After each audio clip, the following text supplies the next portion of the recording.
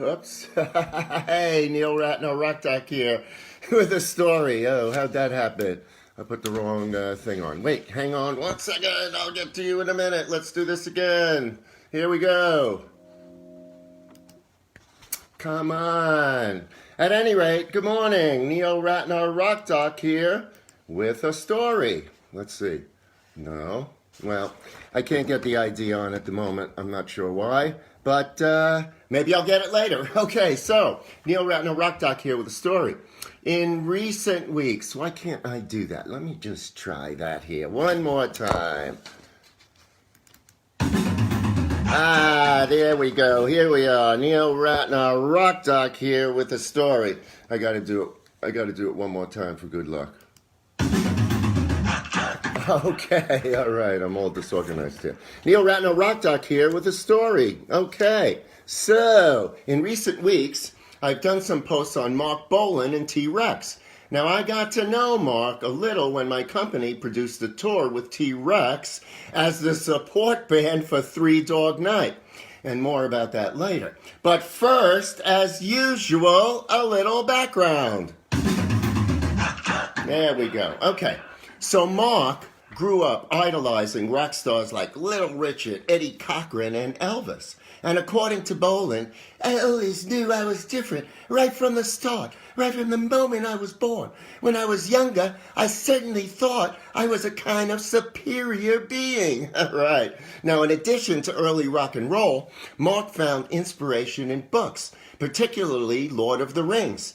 But Bolan also became fascinated with the English historical figure Beau Brummel, who lived from 1788 till 1840. Now, Brummel was a fashion icon, and it's Brummel who's credited with establishing the modern suit and necktie as a means of formal dress. Brummel saw himself as a living work of art, and that's what Bolan saw himself as.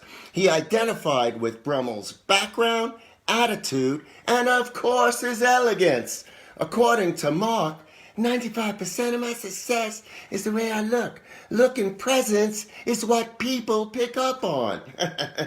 All right, remember that. Look and presence are very important. All right, now, Bolan briefly joined a modeling agency and became a quote-unquote John Temple boy, appearing in a clothing catalog for the menswear store. Now, he was, of course, a catalog suit model.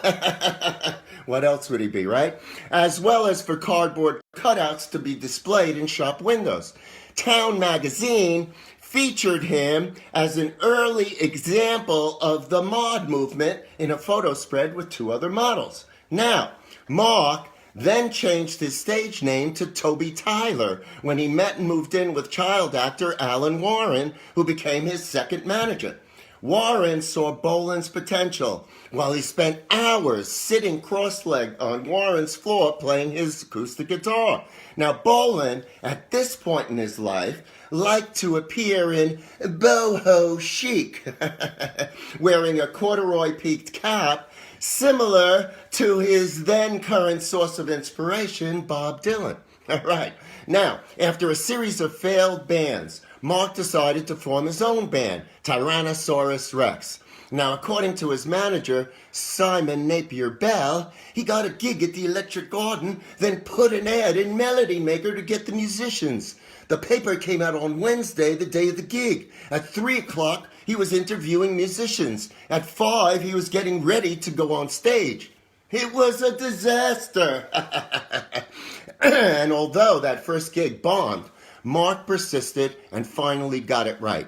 The single, Ride the White Swan, produced by Tony Visconti, changed it all for Bolan. And in '71, the album Electric Warrior, with the hit song Get It On, propelled Marc to the top of the British charts. Now, back to my personal relationship with T-Rex. I took T-Rex on tour in 1973. It was a horrible pairing. It was in America, and it was a horrible pairing for Bolan with Three Dog Night as the headliner. I don't know who thought up that one. As much as Marc tried to woo the crowd, most nights people paid very little attention, wanting the band they had come to see, Three Dog Night.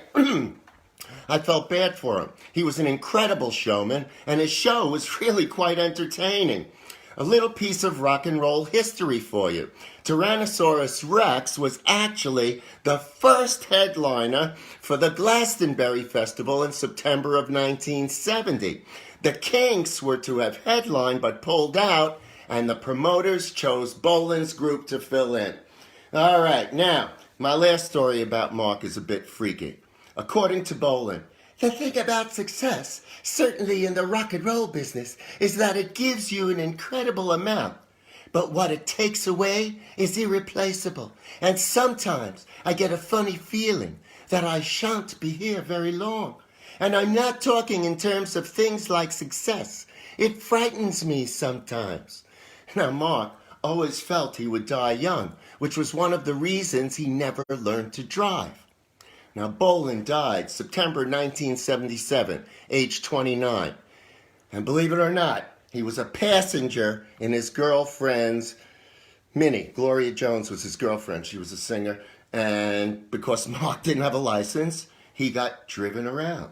And this time, he was being driven around by Gloria in her Mini. And Gloria lost control of the car and hit a fence. And although she only sustained minor injuries, Bolan was killed instantly. Now it gets even freakier, because according to manager Simon Napier-Bell, Chet Baker was a hero of his and James Dean. And I said, well, be careful having James Dean as a hero, because you might end up dying in a Porsche. And he said, oh, I'm just tiny. I'd like to die in a minute. In a Mini. Oh, I screwed that up. Oh, I'm just tiny. I'd like to die in a Mini. And of course, he did die in a Mini. Okay, yeah. Heavy story. Marc Bolan, certainly one of the pioneers of glam rock. All right, that's it for today. That's my story. Hope you enjoyed it. If you don't have my book already, go get it. Amazon, all formats, website, rockdoc.com. If you buy the book from the website, I will still autograph it any way you want. Okay, that's it. Have a great rest of the weekend. Maybe I'll see you sometime this week. If not, I'll see you next weekend. All right, Neil Ratner, Rock Doc, out for now.